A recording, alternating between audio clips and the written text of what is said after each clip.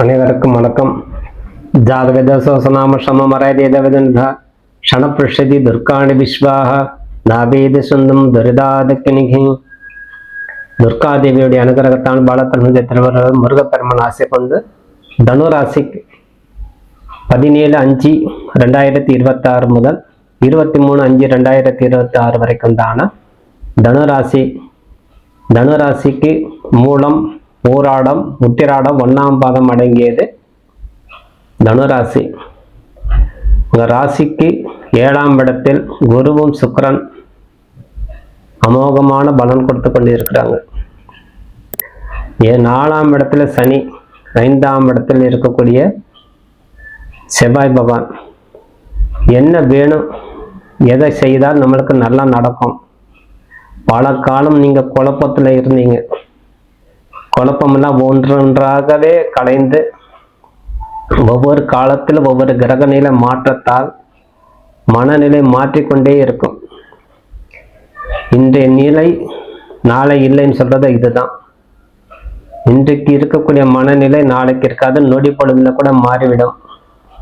கோபத்தை கட்டுப்படுத்திக் கொள்வதே சிறந்தது.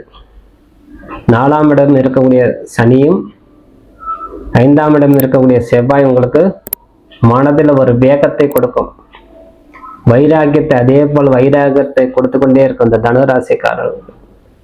நீங்க ரொம்ப இறக்க சுபாவம் உடையவங்க. யார் எது கேட்டாலும் இல்லை, யார் என்ன வேலை செஞ்சாலும் தட்டாமல் செய்யக்கூடியவர்கள் நீங்க. இருப்பினும் பணி சுமை உங்களுக்கு அதிகரிக்கக்கூடிய காலம். யார் எது கேட்டாலும் கொடுத்தாலும் இன்னும் கொடுத்தால் நல்லா இருக்கும் அப்படிங்கிற ஒரு குறைபாடு கண்டுபிடிக்கக்கூடிய தன்மையாகவே மாறிவிடும். ஆகவே சற்று நிதானித்து உங்களுடைய விடாமுயற்சினால நீங்க முன்னேற்றம் அடைந்து கொண்டே இருக்கீங்க. இந்த தனுராசிக்காரங்க விடாமுயற்சியில உழைப்புல கவனம் செலுத்தி ஒரு நல்ல பேரோட புகழோட திகழக்கூடியவர்கள் நீங்க தான். அப்பேற்பட்ட நீங்க உங்களுக்கு ஒரு கலக்கம் ஏற்படும் போது ரொம்ப சோர்ந்து போயிடுவீங்க.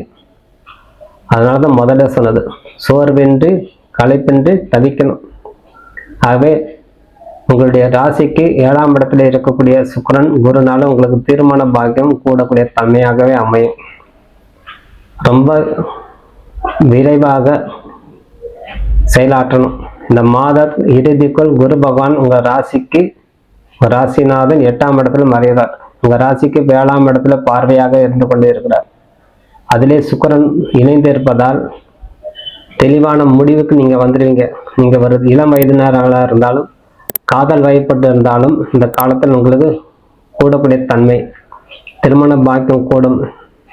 வீட்டுக்கு தெரியாம நம்ம இருந்தோம் அப்படின்னா நீங்க இந்த காலத்துல ஒரு ஆணாக இருந்தால் பெண்ணாக இருந்தால் உங்களுக்கு உங்க வீட்டு ஒப்புதலோட திருமணம் செய்து வைத்துக் கொள்ள தயாராக இல்லைங்க. அதுக்கு ஒரு தைரியத்தை கொடுத்துரும். இந்த கிரகம் செவ்வாய் உங்களுக்கு தைரியத்தை கொடுத்துருவார். நம்மளுக்கு ஒரு குடும்பம் வேணும், நம்ம ஒரு நண்பர்களும் மூலமாகவே ஒரு உதவி நாடி அது மூலமா நீங்க சரி செய்து கொள்வீங்க. நீங்களே நேரடியாக பேசாமல் போனாலும் உங்க நண்பர்கள் உதவியோட பேசி அது சரி செய்து கொள்ளக்கூடிய தருணம். இருப்பினும் உங்களுக்கு பொருளாதார நிலை சிறப்பாக இருக்கும். ஒரு மிக சிறந்த பொருளாதார நிலையாகவே மாறக்கூடிய தன்மை. 6ஆம் இடத்துல இருக்கக்கூடிய சூரிய பகவான் 9ஆம் அதிபதி. கடன் வாங்காமல் இருப்பது சிறந்தது. கடன் வாங்க வேண்டியிருந்தால் கணவன் மணிக்கு உண்டான ஜாதகத்தை பார்த்து எந்த நேரத்தில் வாங்கினால் நல்லா இருக்கும் எப்படின்னு பார்த்து வாங்குவதே சிறந்தது.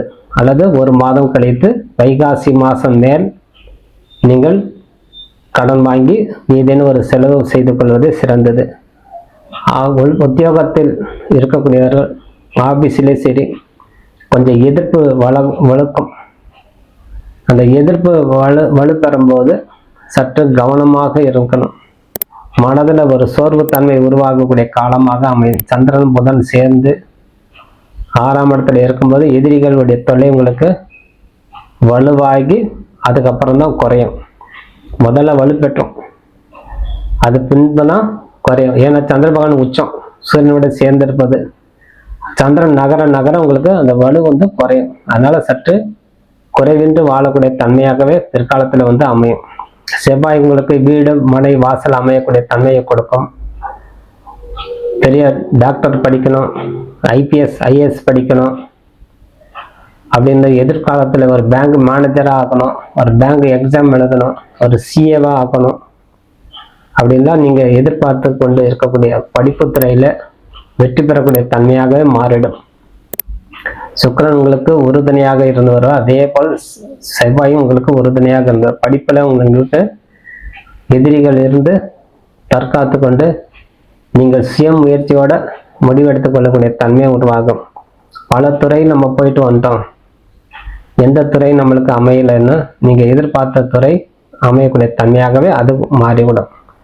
ஆகவே 5ஆம் இடத்துல இருக்கக்கூடிய செவ்வாய் பகவானால் உங்களுக்கு பல மாறுதலுக்கு கொடுத்து கொண்டே இருக்கும். இந்த செவ்வாய் இது செய்தால் நல்லா இருக்கும், அது செய்தால் நல்லா இருக்கும், அது பண்ணால் நல்லா இருக்கும், இது செய்யலாம், அதிலே ஒரு ஒப்பந்தம் செய்து கொள்ளலாம்ங்கிறதுலாம் ஒரு தன்னை அறியாமலே ஒரு அதிகமாக செயலாற்றக்கூடிய தன்மையாக கொடுக்கும். அதனால பதவி உயர்வு கிடைக்கும்.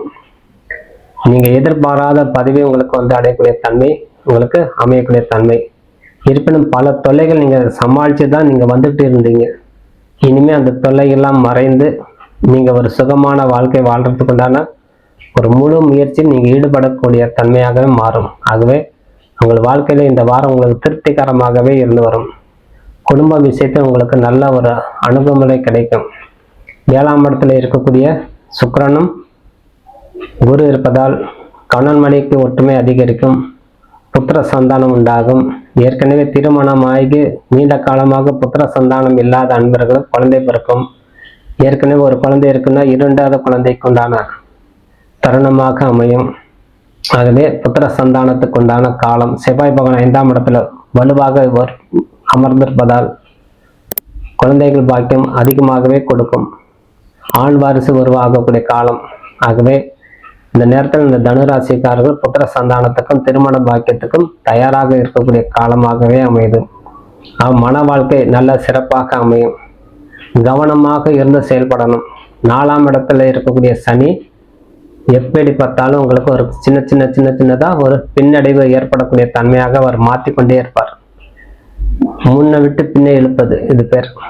எல்லாம் செய்ய விட்டு கடைசியில ஒரு சூழ்நிலை மாற்றி அதனால ஒரு பாதகத்தை கண்ணு முன்னாடி காட்டி நம்ம மனது சோர்வடையக்கூடிய தன்மை அதை கொடுத்துட்டே இருப்பார்.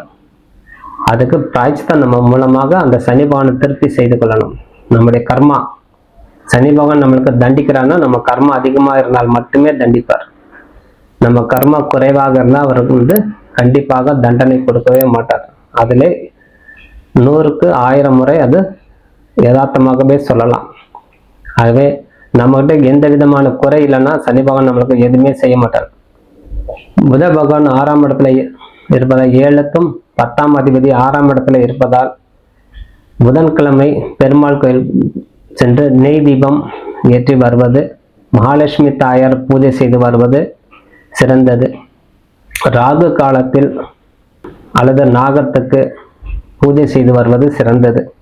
அருகாமையில் இருக்கக்கூடிய நாகம் கோவில் இருக்குது, நாகத்தம்மன் கோயில் இருக்குது, நாகப்புத்து இருக்குதுன்னா அங்கே போய் பூஜை ஞாயிற்றுக்கிழமை தோறும் ராகு காலத்தில் வழிபாடு செய்யும்போது உங்களுக்கு அதுக்குண்டான சூழ்நிலை கொஞ்சம் மாறும். 3ஆம் இடத்துல இருக்கக்கூடிய ராகு, 9ஆம் இடம் இருக்கக்கூடிய கேது, ராகு கேது உங்களுக்கு சற்று ஏற்ற இறக்கத்தை கொடுத்து கொண்டே இருப்பார். ஆகவே சற்று நிதானித்து செயலாற்றணும். பள்ளிக்கொண்ட பெருமாள் தரிசனம் செய்து வரும்போது உங்களுக்கு கைமேல் பலம் கொடுக்கும். இந்த வாரத்தில் உங்களுக்கு தனுராசி அன்பர்களுக்கு யோகமானதாகவும் நல்ல சுவாரஸ்யமான வாழ்க்கையாகவே அமையும்.